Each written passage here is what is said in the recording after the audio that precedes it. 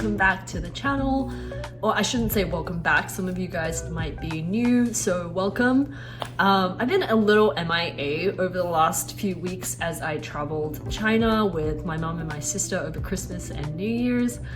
And to be honest, I've kind of been dreading making this vlog because, as the title suggests, it was my biggest loss ever, stemming from the fact that it was my biggest game ever.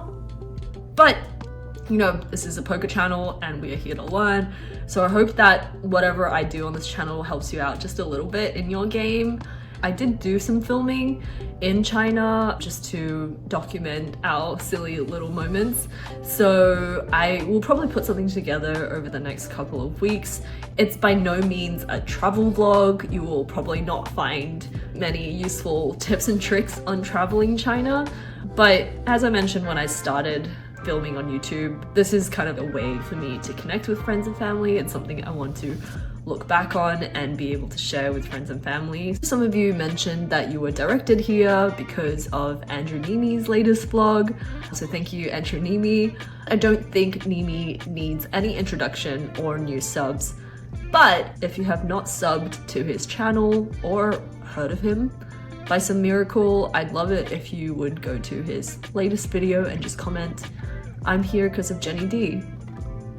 I doubt I'll even get one comment, but it's a fun little marketing experiment. Anyways, I hope you guys enjoy watching and let's get into the vlog.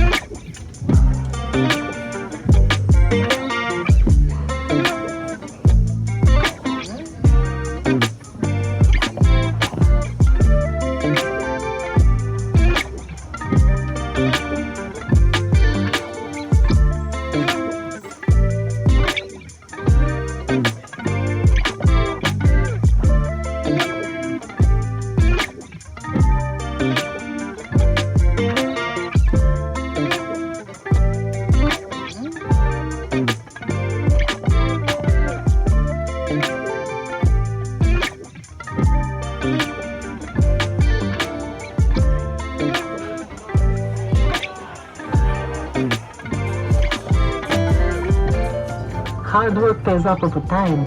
It pays off right now. Heed my advice, young one. Relax and enjoy yourself today. You deserve it. And come back within a minute to gain more tiny streets from Frida. Happiness comes from giving, not getting. This month, remember the ancient proverb, one generation plants the trees, another gets the shade. Your actions today can positively or negatively affect generations to come, so act wisely.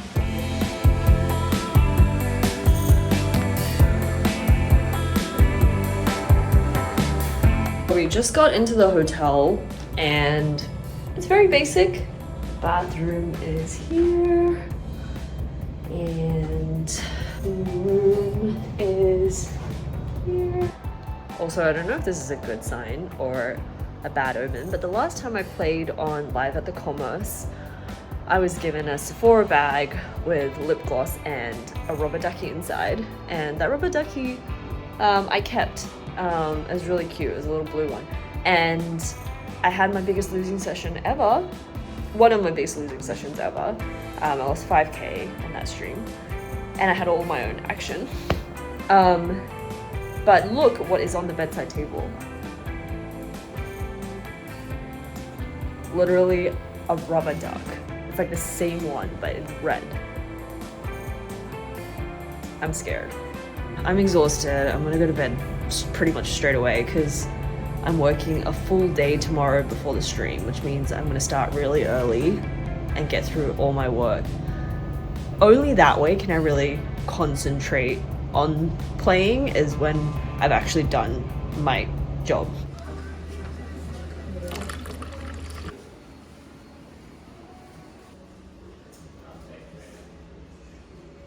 Hey, so it is a couple of hours before the stream.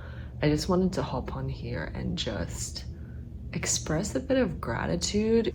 I feel very lucky that I have the ability to work and pursue other passions. It's the flexibility that work offers. It's the support of you guys being interested in watching my vlogs. It's the people that I used to play 25 cent, 50 cent with back home in Australia. It's not like I'm shipping a $1 million tournament or anything, but it is pretty high stakes for someone like me, and I'm just really grateful for the opportunity to play this and not feel like it's going to absolutely crush me if I have a big loss. It's within my like bankroll. I've talked about bankroll management before. This is obviously very high stakes for me, but I'm comfortable. So yeah, I'm just grateful for a lot, and I'm really hoping that I have a good couple of days here in Texas. A little fun fact about me, I actually spent 6 months living in Austin. I went to the University of Texas. So when I was studying engineering in Australia, I did an exchange program, came here, absolutely loved it. It was probably the happiest time of my life, because in Australia, generally you just go to college in the state that you grew up in, and a lot of people still live at home. So coming here and living here was like my first real adult out of home experience. It was the first time I met people from around the world, all coming together. It was a blast. I don't have any of my Longhorns gear with me, unfortunately. That was such an oversight when I was packing. But anyway.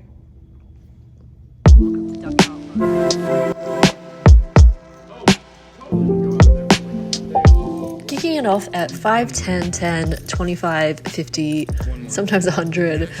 In the first notable hand of the session, we have King 4 suited in the cutoff. I decide to come along after Blinky raises to 100, and we find ourselves heads up in this pot. The flop comes 10, 5, 3. No help to us, but we do have some backdoor possibilities, so when he bets 75, we decide to call.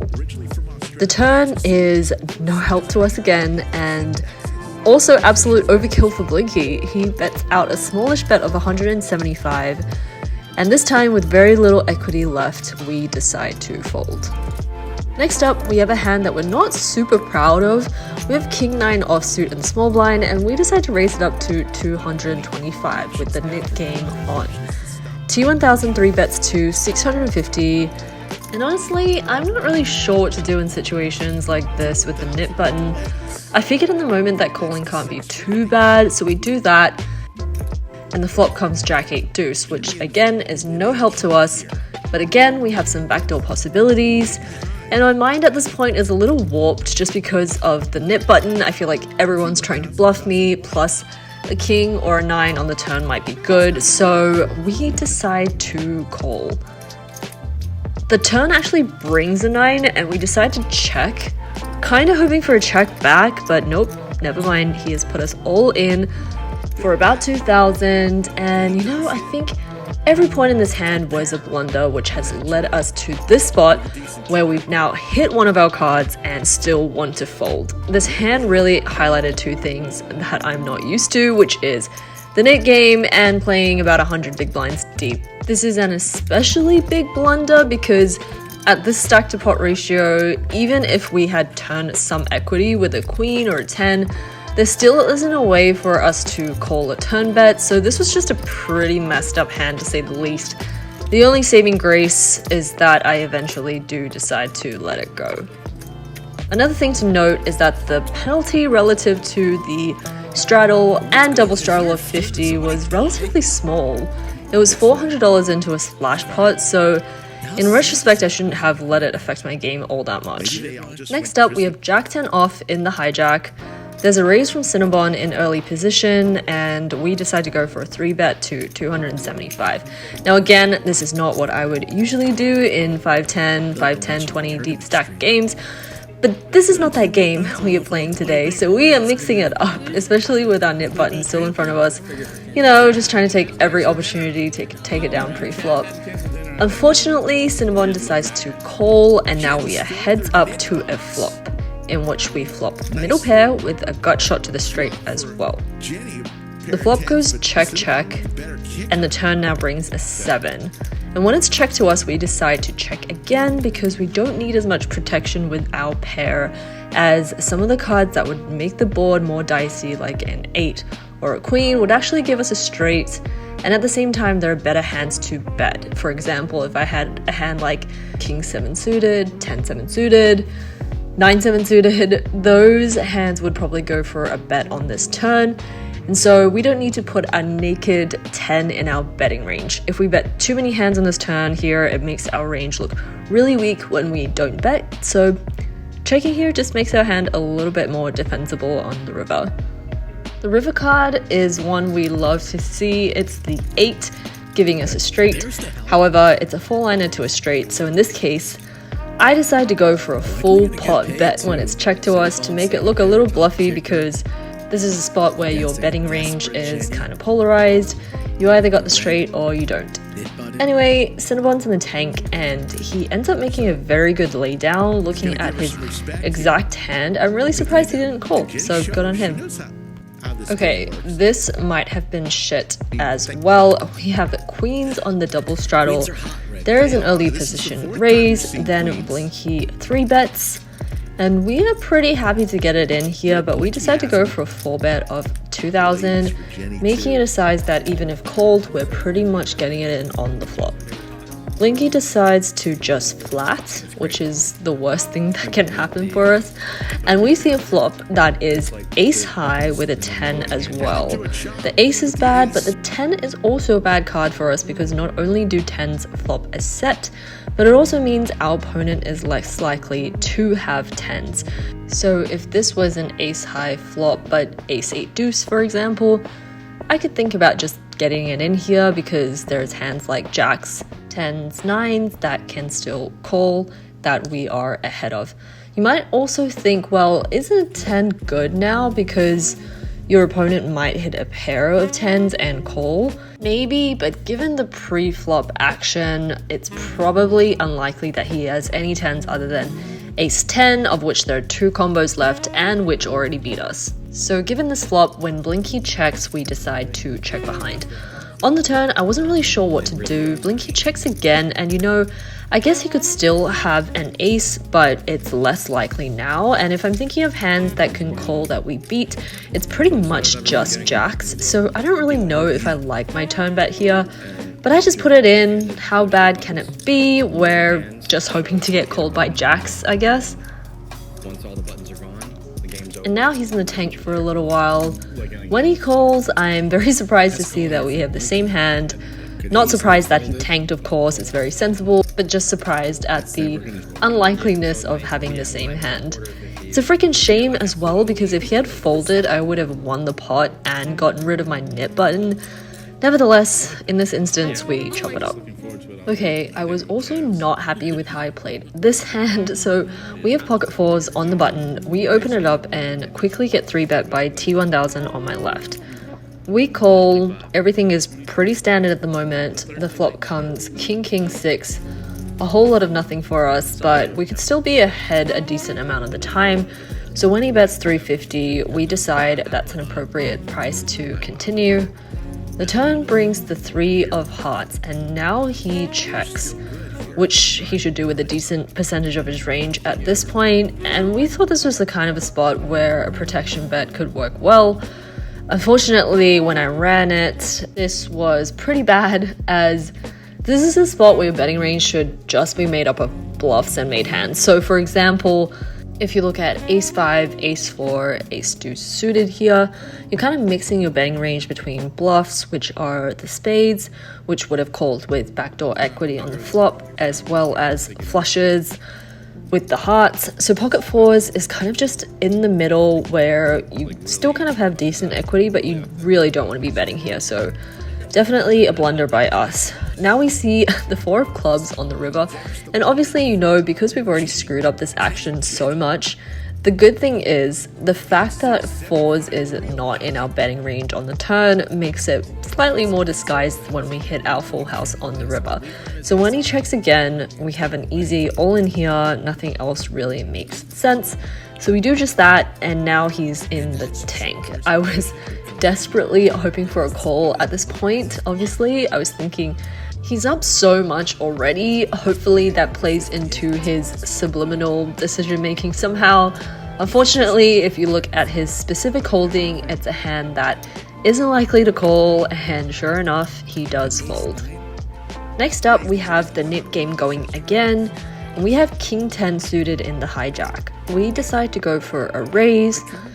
JL now 3 bets us off a 3.5k stack to 700, and we've seen some shit on the stream already, so we decided to go all in here thinking that even if we get called, we're still flipping a decent percentage of the time. And sure enough, he calls with pocket 9s.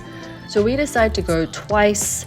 The first board wastes too many of our outs, as we can see that the 5 of clubs and 4 of clubs are now no longer in the deck. And the second board is pretty good. The window card is a king. However, all our hopes are dashed as the 9 comes on the turn and we lose both boards. So, you know, just not a great result for us.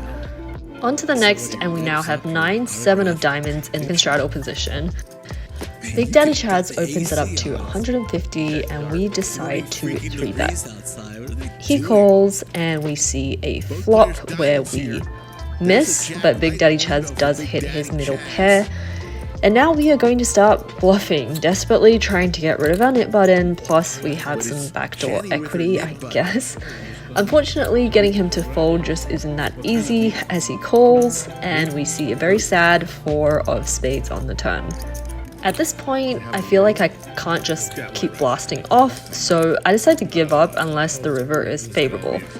And it kind of is. The 10 of diamonds brings in a straight for hands like ace king and 8-9. Both really credible hands for me in the way this played out, so knowing that I'm repping those hands, I decided to go for a big bet of 1500.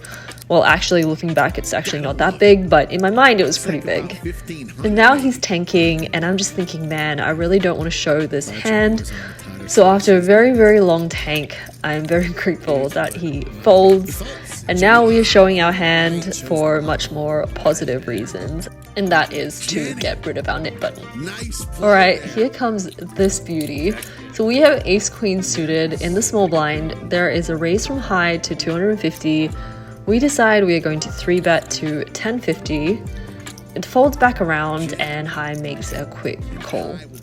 The flop is no help to us, but a huge help to high as he flops a set. So here you can see me busting out my favorite move this stream of lighting money on fire as we bet out 750. High wastes no time in making a call and setting a trap for me to put more money in the pot, and I oblige. So the turn is the jack of spades, and here I'm thinking this is usually not a good time to keep betting, you know, when the top pair pairs. But when you look at my hand, it's ace queen of clubs, which means I block more queen jack and ace jack suited than if I had a hand like ace queen of spades or ace queen of diamonds or ace queen offs with spades or diamonds. If you don't know what that means, maybe pause the video and think about that a little bit. And so because I block a decent portion of those hands with the jack, and the fact that I didn't bet that big on the flop, so realistically he could still have hands like flush draws and straight draws, which can't continue if I fire this. So I thought betting was sensible here. Now, while that all sounded right in my head, theoretically we are supposed to check with ace queen here, and where I went wrong is basically thinking that I am folding out enough of his range when we are not. Because when you look here and see what he's actually got still remaining in his range, well, I'm not getting him to fold as many flush draws as I think, because a lot of those would have raised the flop, and so the only remaining flush draws he has are the ones that are paired. like ace 3 and ace 9 suited, and even ace king without a flush draw, as well as a bunch of underpairs like 6s, 7s, 8s. They're all calling. Plus, why am I thinking about folding out straight draws when I'm also ahead of those?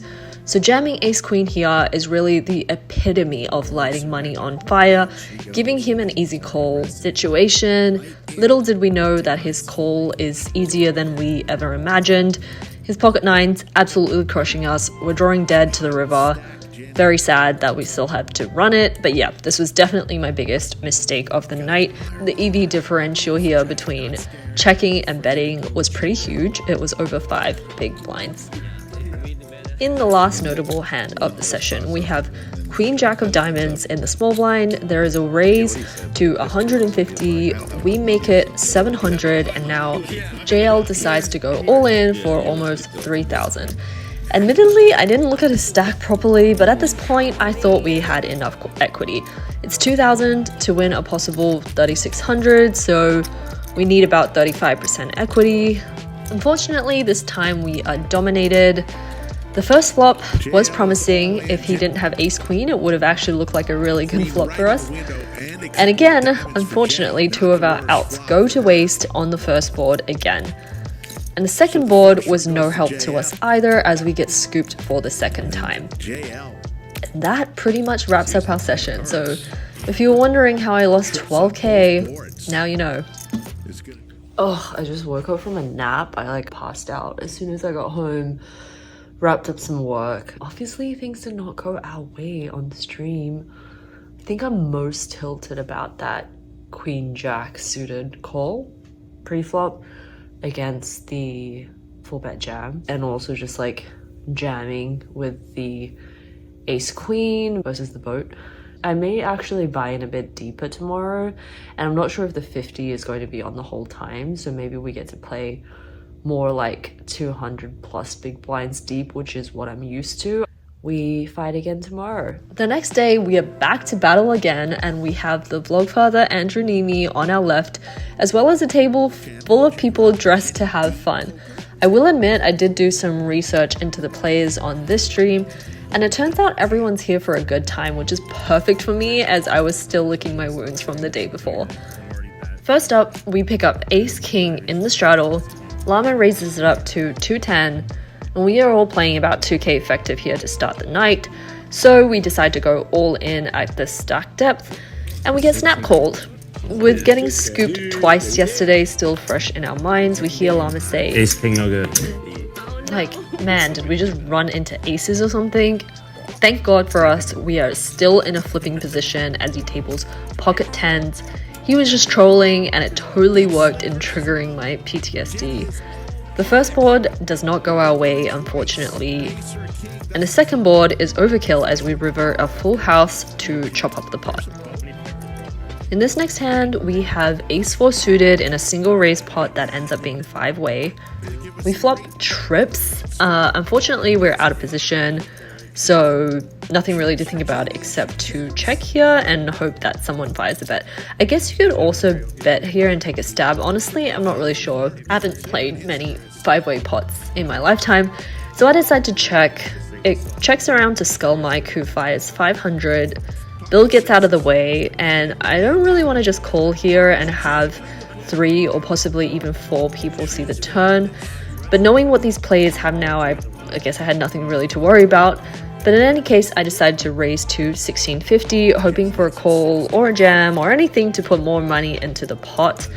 Unfortunately, this is when Skull Mike decides to bow out, and we take down a smallish pot. Next up, we have ace king suited in the cutoff. There's a raise from Skull Mike to 100 from early position. The kid calls. We decide to 3-bet to 425, and they both call. The flop is a great flop for us, and there's a little bit of something for the kid and Skull Mike as well. Skull Mike and the kid both check, and we fire 600. Skull Mike folds his gut shot, and the kid calls with his top pair. The turn is unfortunately not the royal flush card we were hoping for, but it is the 7 of diamonds, which is a worthy consolation prize. The kid checks, and now we decide to go for a smallish bet of 1,000. He's tanking, and he's tanking, and eventually makes a very good laydown. In this next hand, we have ace-9 off on the button.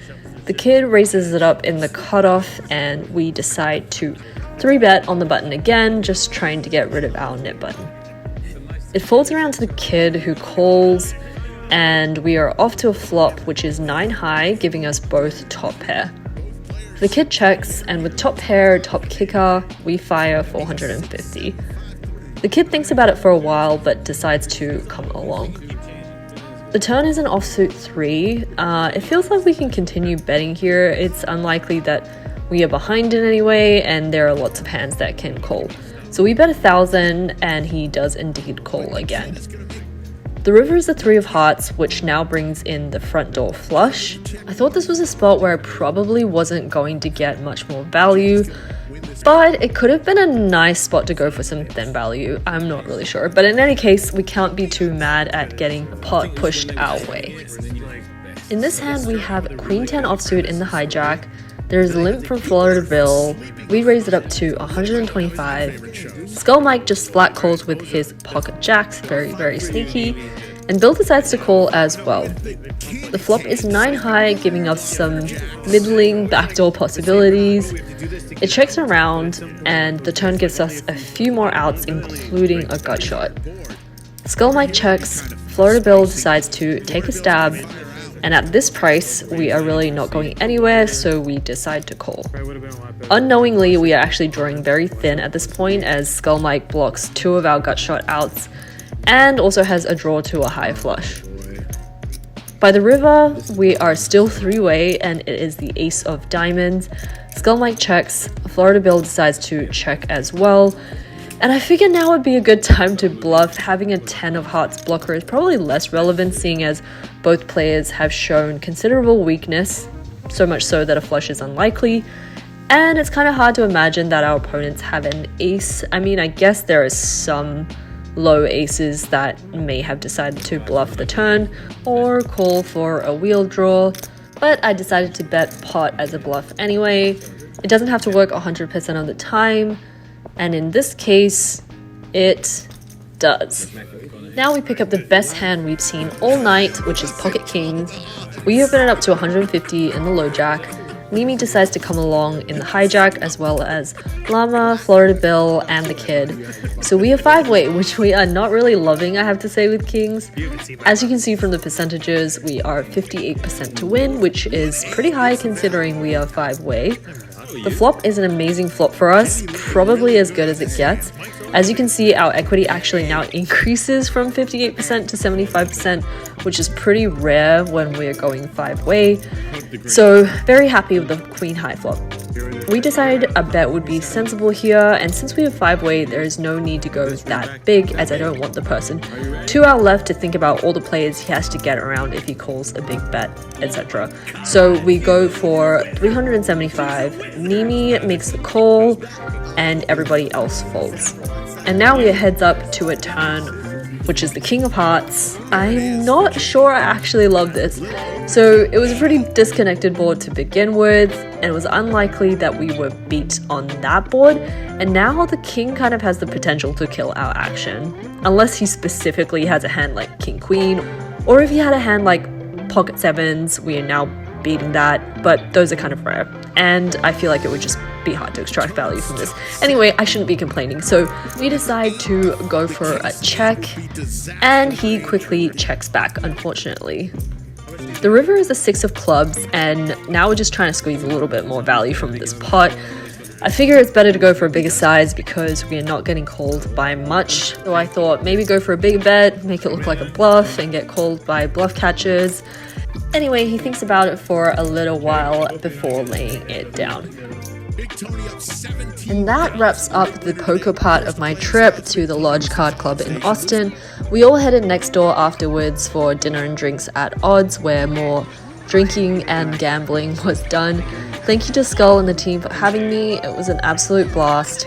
The next morning, I flew out to China for a 2-week vacation, so stay tuned in the next couple of weeks for a glimpse into that trip if you're interested. As always, thank you guys for watching. I really do appreciate your support, and I will see you in the next one.